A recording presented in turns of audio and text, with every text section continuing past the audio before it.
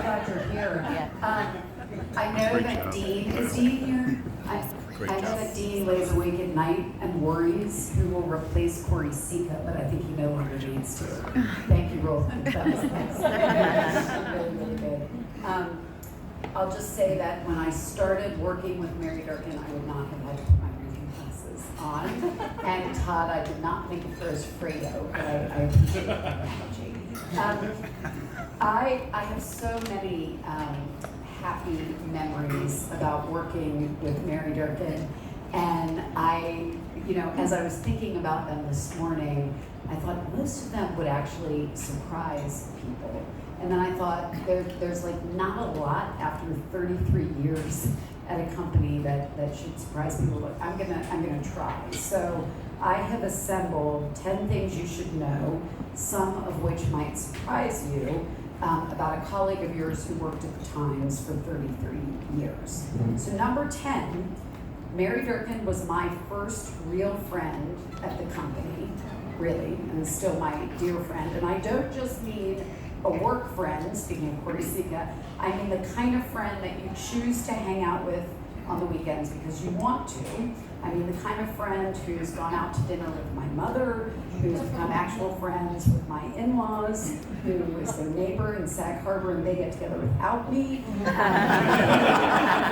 So they all have choice things to say. Who buys my son a Hanukkah present every year and like in the same genre so that he now expects it. He wonders which night do I get the present from Mary Durkin because it will be better than all the presents you have given me. And all that has happened because my first day of work as head of advertising in 2013, Mary Durkin was unbelievably kind to me and she made me feel welcome and she even seemed glad to have me here when others were not so sure.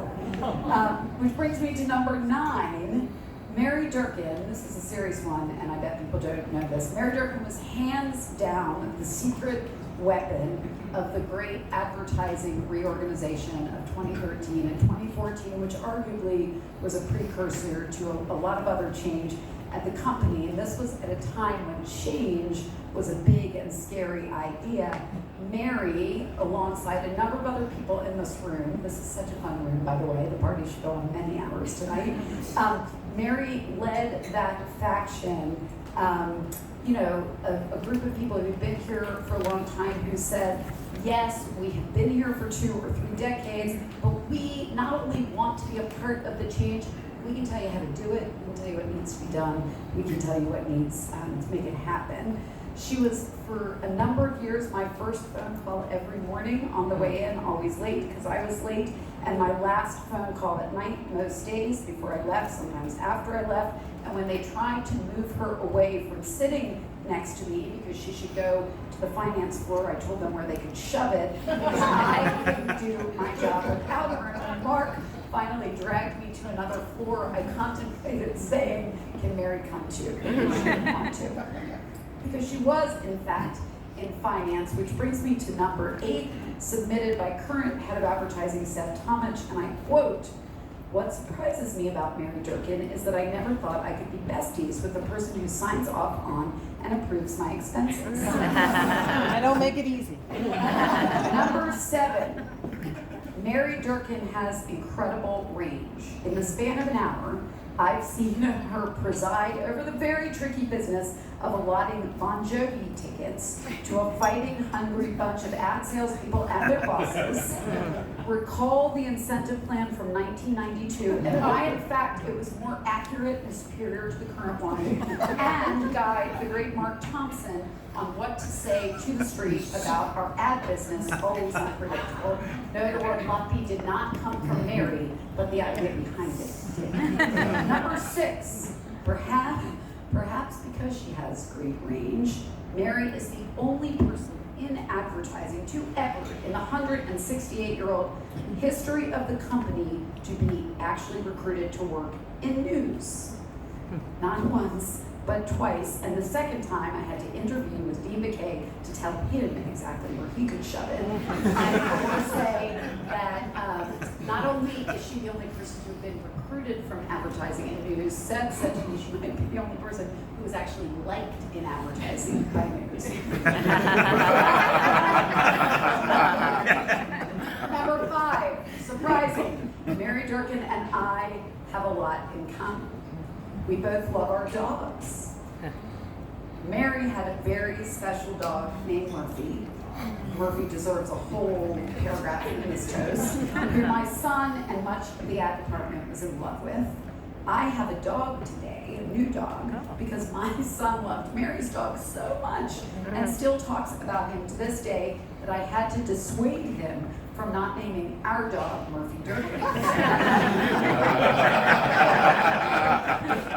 Sometimes we call him that. Number 4, and staying on the theme of things that Mary and I have in common, going back to Seb's point about how people generally feel about finance people in the building, current finance department and leadership notwithstanding, Mary Durkin and I might be the only 2 people to actively choose to socialize with Roland's predecessor. I'm just kidding! We did both have special affection for the otherwise rough, but absolutely great human being who was Jim Follow, who I thought was going to be here and would actually enjoy the joke, and it's not as funny when he's not here. Number 3. Mary Durkin and I are both absolutely obsessed with the same 2 things. Second, the New York Times and its future. First, our amazing sons, and where is Joseph? Which brings me to number 2. Joseph. Mary Durkin is hands down, with absolutely no other contender, my mom hero. Yeah, I've seen her be a total badass at work. I've also seen and experienced firsthand the extraordinary relationship she has with Joseph, which I can only hope to have. I know every parent in the room feels this way with my child one day when he is an adult.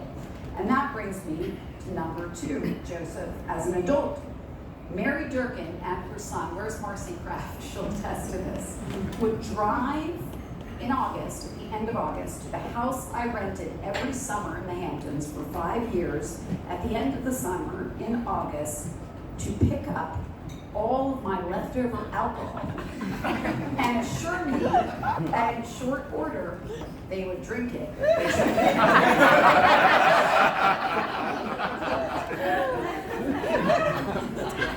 And the number 1 thing that you should know about Mary Durkin that wouldn't actually surprise you at all, as that this place, I know Dean would say this too, wouldn't be this place.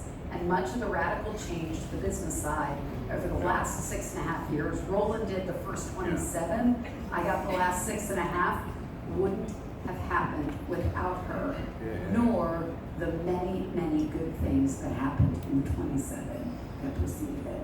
My friend, everyone in this room would say the same things and more that I've said, and we are going to miss you so, so much, and you have done an extraordinary job making a better New York Times. We love you.